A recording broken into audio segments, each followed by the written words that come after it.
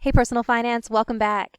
So the next couple weeks, we're going to be working on our family budget project. That's going to take up this whole time before break. It is also your final.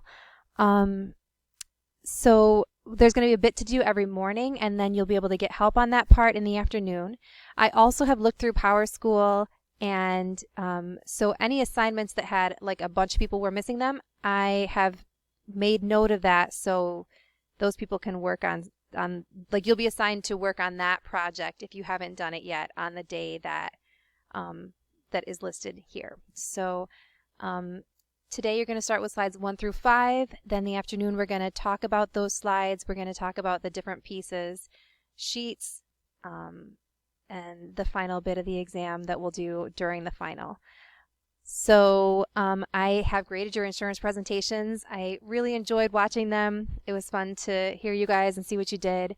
If you would like to redo some of that, if you didn't get the grade that you would like, you are welcome to do that. Just email me and let me know to look for it again, okay? All right, we'll see you guys soon.